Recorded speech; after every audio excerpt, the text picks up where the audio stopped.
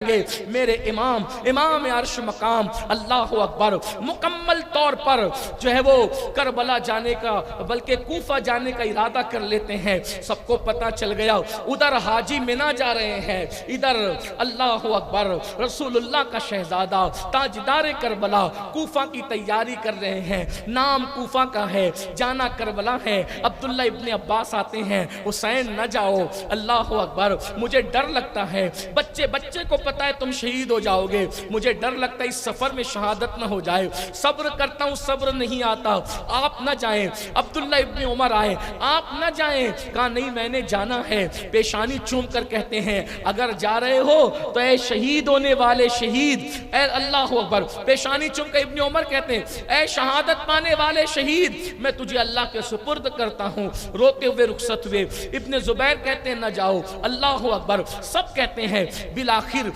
جب پتہ چلا حضرت عبداللہ ابن جعفر طیار کو کہ امام نکل چکے ہیں مکہ المکرمہ سے, تو آپ جلدی آئے. آپ کے بہنوئی بھی تھے, چچا زاد بھائی بھی تھے, آئے اور آنے کے بعد کہا حسین واپس چلو. تو امام نے ان کو کہا میں واپس نہیں جاؤں گا. لوگ اس پہ بھی شور کرتے ہیں, سب نے سمجھایا بڑے ضدی تھے. استغفر اللہ معاذ اللہ, لوگوں کو کیا پتا یہ ضدی پن نہیں ہے, یہ ذمہ داریوں کا احساس ہے جو آپ نے سب کو نہیں بتایا, اپنے بھائی عبداللہ ابن جعفر طیار کو بتایا. فرمایا نانا جان نے مجھے خواب میں ایک حکم دیا ہے, میں اس کو پورا کرنے جا رہا ہوں. کہا خواب کیا ہے؟ کہا کہ مجھے اجازت نہیں ہے بتانے کی, بس مجھے حکم ہے کہ میں اس کو پورا کروں, اجازت نہیں ہے, اور جب تک میں حیات رہوں گا یہ خواب کسی کو نہیں بتاؤں. اور مجھے اپنے بزرگوں کی تحریروں سے پتہ چلتا ہے کہ وہ خواب آپ نے دو لوگوں کو بتایا, ایک امام زین العابدین کو اور ایک سیدہ زینب پاک, اور کسی کو نہیں بتایا. وہ بھی آپ نے کربلا میں بتایا, اتنے سفر میں نہیں بتایا. اللہ اکبر. امام علی مقام ذی الحجہ کی 8 تاریخ کو نکلے اور منزل بمنزل تقریباً 11 یا 14 منزلیں طے کرتے ہوئے محرم کی 2 تاریخ کو امام علی مقام 61 ہجری محرم کی 2 تاریخ کو کربلا پہنچے. کربلا پہنچنے کی داستان بھی بڑی طویل ہے, لیکن میں اس کو اختصار کے ساتھ کرتے ہوئے, اور 2 سے لے کر کے 7 محرم تک جو ہے وہ مختلف افواج امام علی مقام سے آتی رہی, ملتی رہی, باتیں ہوتی رہی, ساری چیزیں. یہ بات کہی جاتی ہے کہ امام علی مقام نے آخری میں کہا تھا کہ مجھے یزید کے پاس چلے جانے دو, میں اس کی بیعت کروں گا. یہ انتہائی پھوڑ اور گندی بات ہے, اس کا کوئی تعلق نہیں ہے حقیقت سے.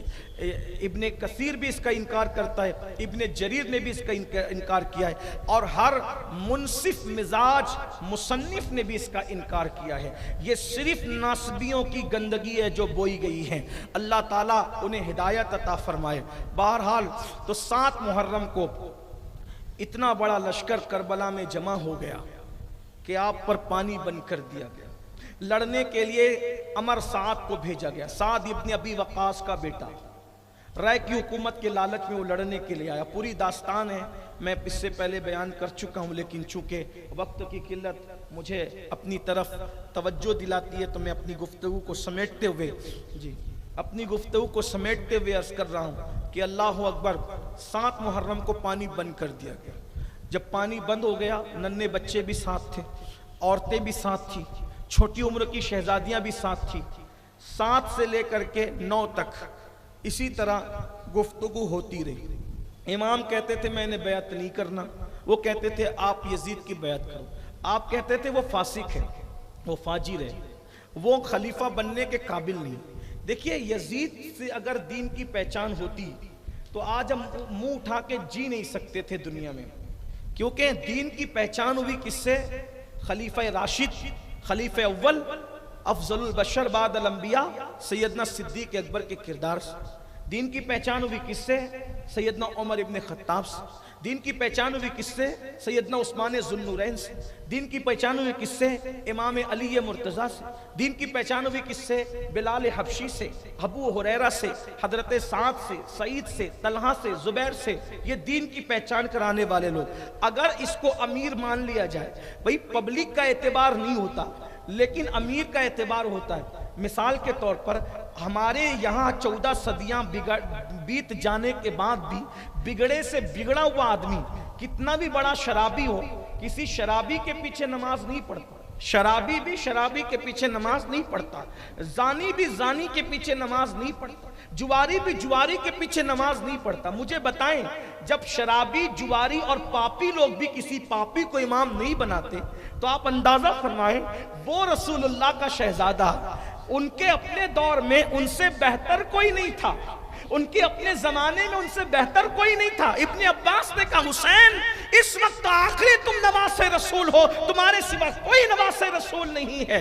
ان کے ہوتے ہوئے پھر آپ کی عمر بھی بڑی، آپ کا علم بھی بڑا، آپ کا نسب بھی بڑا، آپ کا حسب بھی بڑا، آپ کا حسن بھی بڑا، آپ کا تقوی بھی بڑا، آپ کی پرہیزگاری بھی بڑی، آپ کی اصل بھی بے مثال، آپ کی نسل بھی بے مثال۔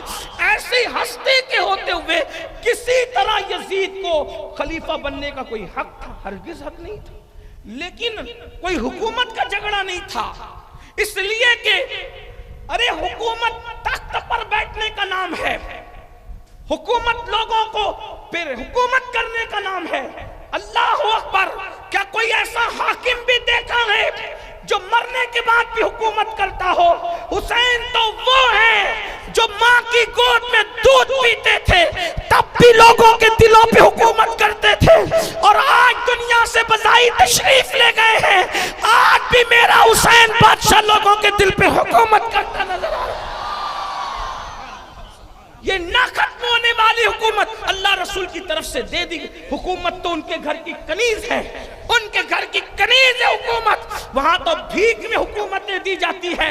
یہ محمود غزنوی ہو یا کوئی بادشاہ ہو، یہ جوتیاں بردار ہے اس خاندان ذی وقار کے۔ کسی نے بہت اچھی بات کہی تھی کہ ایسے درویشوں سے ملتا ہے ہمارا شجرہ جن کے قدموں میں کہیں تاج پڑے رہتے ہیں، ان کے قدموں میں تاج بھی پڑے ہوتے ہیں اور تاجدار بھی پڑے ہوتے ہیں۔ اور میرے امام تو کہتے ہیں کیوں تاجدارو خواب میں دیکھی کبھی وہ شے جو آج جھولیوں میں گدایان در کی ہے۔ ان کے غلاموں کی جھولیوں میں جو بھیک ہے وہ بادشاہوں نے کبھی خواب میں بھی نہیں دیکھی۔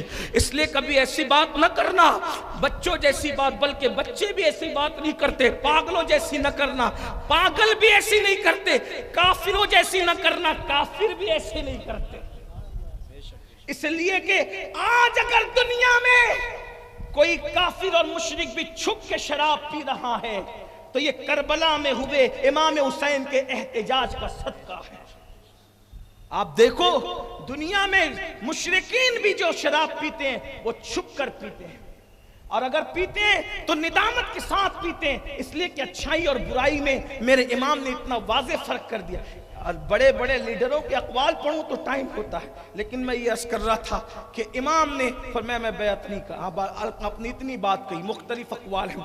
ایک بات یہ کہی، یہ اس کو حتمی نہیں کہتے، اس کو کہتے ہیں کہ دشمن کے ساتھ ایسی بات کرنا کہ سارا ذمہ اسی کے سر جائے اور ہم کلیئر ہو جائے۔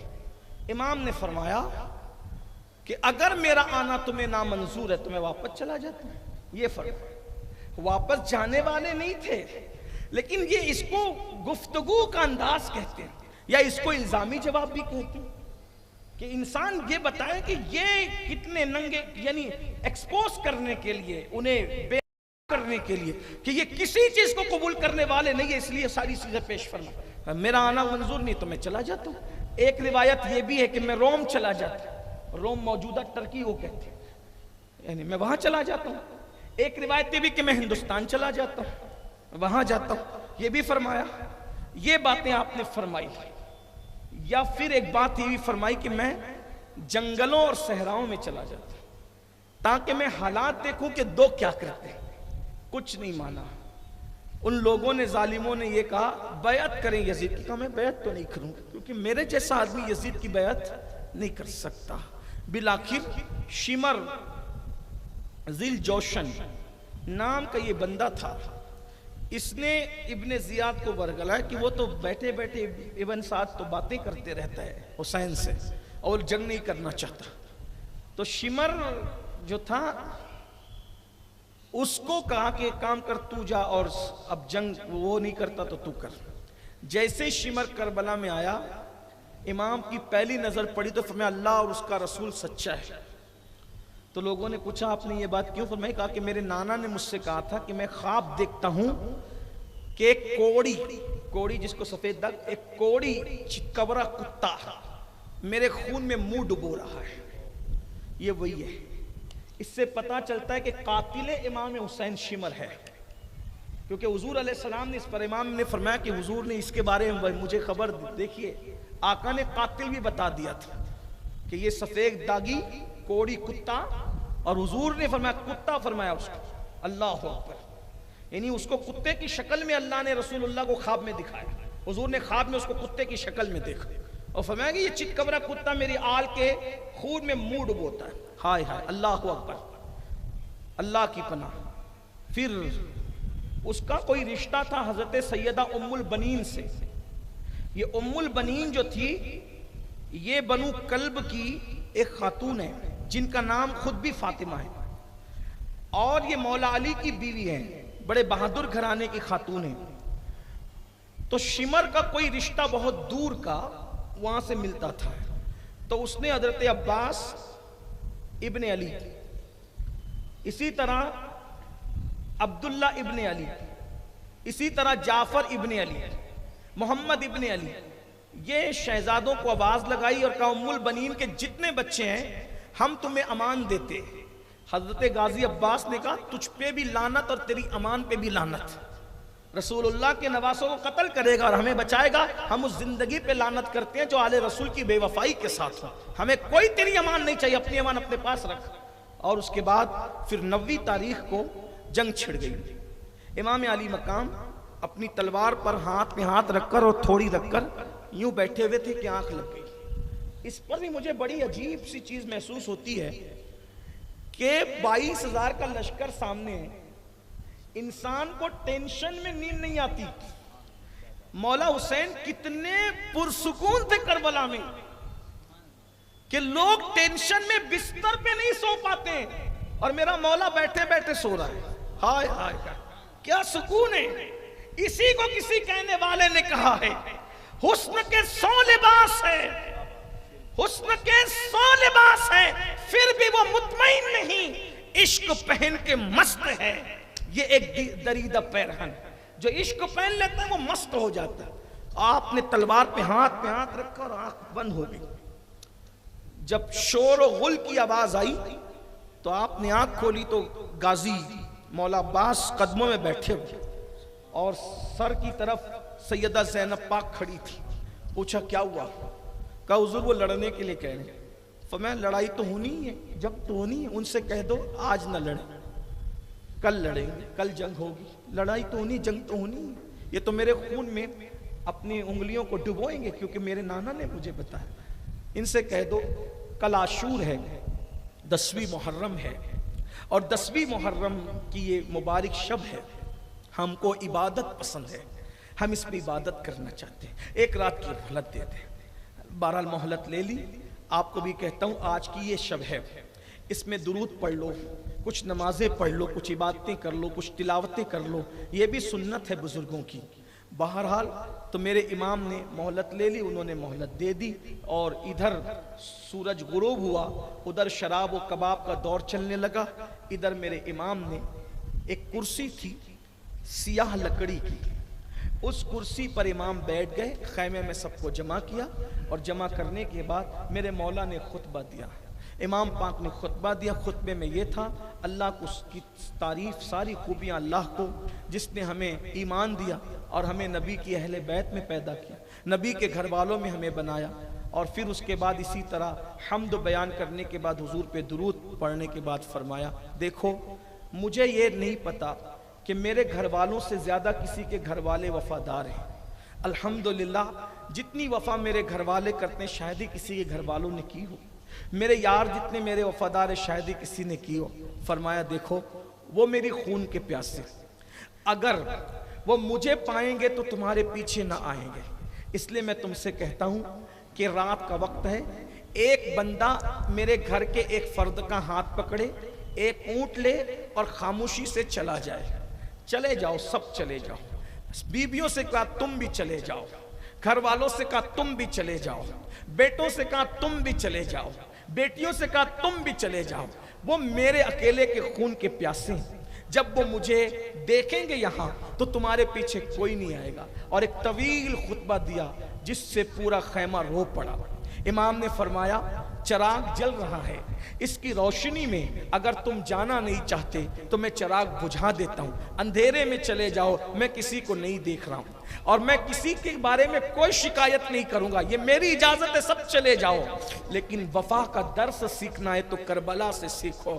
آج کوئی بھائی کسی بھائی کا نہیں ہے، آج کوئی بہن کسی بھائی کی نہیں ہے، کوئی بھائی کسی بہن کا نہیں ہے، ہائے ہائے تباہی ہے، بربادی ہے، معاشرے کو آگ لگی ہوئی ہے۔ لیکن کربلا کیا بتا رہا ہے؟ اللہ اکبر۔ امام نے چراغ بجھا دیا اور تھوڑی دیر کے لیے آپ خاموش بیٹھ گئے اور پورے خیمے سے سسکیوں کی آواز اٹھ رہی تھی، دیر تک سسکیوں کی آواز اٹھی۔ پھر امام نے اب چراغ تو خود ہی بجھایا تھا، جلانا خود تو نہیں تھا، کسی نہ کسی کو تو جلانے کے لیے کہنا تھا۔ میرے مولا کو کتنا اعتماد تھا اپنے بھائی پر۔ اللہ اکبر۔ فرمایا میرے غازی اٹھو اور جلدی سے چراغ جلا دو، یعنی کہ گویا امام بتا رہے ہیں کون رہے گا کون نہیں رہے گا گارنٹی ہو نہ ہو، لیکن کوئی جا سکتا ہے مگر میرا غازی مجھے چھوڑ کر کے نہیں جا سکتا۔ غازی نے چراغ جلایا، کوئی ایک بندہ بھی نہیں گیا، کوئی ایک بندہ بھی نہیں گیا اور سب روتے۔ کوئی کھڑے ہو کے کہتا حسین جب تک کہ خون کا ایک قطرہ بھی ہے آپ پہ نثار ہے۔ کوئی کہتا ہے مولا جب تک کہ ہمارے وجود زندہ ہیں آپ کی نالین پر بھی غبار آنے نہیں دیں گے۔ سب اپنی اپنی عقیدتوں کا اظہار کر رہے تھے۔ بیویوں سے کہا تم چلے جاؤ۔ سیدہ شہربانوں نے کہا لعنت اس زندگی پر جو آپ کو چھوڑ کر جانے میں ہے، مجھے کوئی آرام نہیں چاہیے۔ اللہ اکبر۔ جس شوہر کے ساتھ راحتیں گزاری ہے، جس سکون میں زندگی گزاری ہے، اس کو مصیبت میں چھوڑ کے جائیں گے تو فاطمہ الزہرا کو کیا منہ دکھائیں گے؟ بالآخر امام نے سب کو دعائیں دی، سب کو کہا اپنے اپنے خیمے میں جاؤ، عبادت میں مصروف ہو جاؤ۔ صبح جنگ کرنا ہے اور رات کو عبادت ہو رہی ہے، کوئی سو نہیں رہا ہے، پتہ نہیں کیا لذتیں اٹھائی سجدوں میں، تلاوت میں کیا لذتیں اٹھائی۔ اب صبح آئی، اللہ اکبر۔ جیسے ہی صبح طلوع ہوئی تو آج کی صبح کچھ الگ تھی، کچھ انفرادی تھی۔ میرے مولا نے فرمایا فجر کی اذان میرا علی اکبر دے گا۔ ہائے ہائے ہائے، ہم شبیہ پیمبر تھے تو ہم سوتے پیمبر بھی نظر آتے تھے۔ ہم سوتے پیمبر مطلب اللہ اکبر رسول اللہ کی طرح کی تصویر تھے تو آواز میں بھی کچھ مشابہت تھی۔ اللہ اللہ۔ 18 سال کے کڑیل شہزادے میرے مرشد سرکار امام علی اکبر نے اذان پڑھی۔ اذان پڑھنے کے بعد نوجوانان جنت کے سردار امام حسین نے نماز پڑھائی۔ اللہ اکبر۔ کیا لطف آیا ہوگا جس کا مؤذن اتنا پاورفل ہو اور جس کا امام اتنا پاورفل ہو، اس فجر کی نماز کو کیا نام دیا جائے؟ اقبال نے اسی لیے تو کہا تھا الفاظ و معانی میں تفاوت نہیں لیکن، الفاظ و معانی میں تفاوت نہیں لیکن، ملا کی اذان اور مجاہد کی اذان اور۔ یہ کس مجاہد کی اذان ہے؟ اللہ اکبر۔ 18 سال کے کڑیل، اس کے بعد صبح ہوتی ہے اور دونوں طرف کے لشکر ترتیب پاتے ہیں۔ مختصر یہ کہ امام علی جدہ وعلیہ السلام اپنی اونٹنی پر بیٹھ کر ایک طویل خطبہ دیتے ہیں جس میں اپنی فضیلت بیان کی، وہ میں پہلے بیان کر چکا ہوں۔ اس کے بعد اللہ اکبر بالآخر جو وہ عمر سعد اور شمر یہ دونوں بدبخت کہنے لگتے ہیں حسین یہ خطبے کی جگہ نہیں ہے، اب تم اپنی بک بک بند کرو، یا تو لڑو یا تو بیعت کرو۔ اور ایسے میں عمر سعد جو ہے وہ ایک تیر چلاتا ہے اور لوگوں کو کہتا ہے گواہ رہنا لشکر حسین پر سب سے پہلے تیر میں نے چلایا ہے۔ ہائے ہائے نصیبہ تو دیکھیں باپ کا مرتبہ یہ کہ رسول اللہ پہ آنے والا تیر اپنے سینے پہ سعد ابن ابی وقاص لے رہے ہیں اور بیٹے کی حالت کیا، آل رسول پر پہلا تیر وہ چلا رہا ہے۔ اور پھر اس کے بعد جنگ شروع ہوتی ہے۔ اس دور میں جنگ کا طریقہ یہ تھا کہ ابتدا میں ایک ایک لڑا کرتے تھے۔ بدر میں ہوا، احد میں بھی ویسی، وہ ایک طریقہ تھا اس دور کا۔ اور اس کے بعد سب سے پہلے میدان جنگ کے اندر حضرت عبداللہ ابن عمیر کلبی پہنچے، اور یسار اور سالم یہ غلام تھے ابن زیاد کے، یہ دونوں میدان میں آئے، آپ نے دونوں کو اڑایا، اور اس کے بعد بڑی بہت جنگ کی عبداللہ ابن عمیر کلبی نے، وہ شہید ہو گئے۔ ان کی شہادت کے بعد حضرت مسلم ابن اوسجہ کی شہادت ہوئی، ان کی شہادت کے بعد حضرت زہیر کی شہادت ہوئی، ان کی شہادت کے بعد اسی طرح شہادتیں ہوتی رہی، اور سارے آوان و انصار کی شہادت ہوئی۔ ان شہادتوں کے درمیان امام کو بھی لڑنے کے لیے کبھی کبھار جانا پڑا، کسی کو بچانے کے لیے، کسی کو چھڑانے کے لیے، کسی کی لاش کو اٹھانے کے لیے، ایسے میں ایک کے بعد ایک کے بعد ایک سارے آوان و انصار شہید ہو گئے۔ ان کی شہادتوں کے بعد پھر جب تک، لیکن وہ کتنے پکے وفادار تھے، جب تک کہ آوان و انصار موجود رہے، آل رسول کو کسی نے میدان میں جانے نہیں دیا، خود قربان ہوتے رہے، خود ان پر نثار ہوتے رہے۔ میرے بھائیوں، آج لوگوں کی قبروں کا نشان نہیں ملتا، اگر کربلا میں امام حسین کے قدموں میں بادشاہ سے زیادہ آرام سے سو رہے ہیں تو یہ اسی قربانی کا نتیجہ ہے۔ جب لوگ دروازے میں داخل ہوتے ہیں تو میں نے دیکھا ہے لوگ حسین اور آل حسین پر بعد میں حاضری دیتے ہیں، پہلے ان شہداء کو حاضری دیتے ہیں جنہوں نے پہلے آل رسول سے پہلے اپنے آپ کو ان کے قدموں پہ قربان کیا۔ وفائیں اتنا بلند کرتی ہے میرے بھائی، اللہ اکبر۔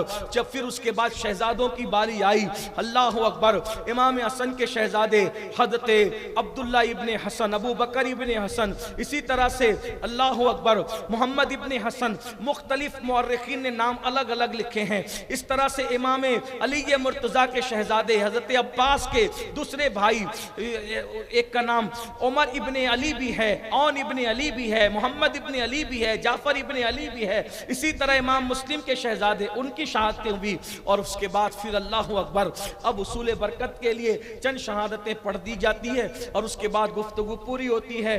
اللہ اکبر، ان شہادتوں کے درمیان جب شہادتیں ہو رہی تھی، مولا علی کے کئی بیٹے شہید ہو گئے، بلکہ سارے بیٹے شہید ہو گئے ایک کے سوا، امام حسن کے سارے بیٹے شہید ہو گئے ایک کے سوا، اور حضرت مسلم کے اور دیگر بزرگوں کے سارے بیٹے شہید ہو گئے، چند لوگ بچے۔ ایسے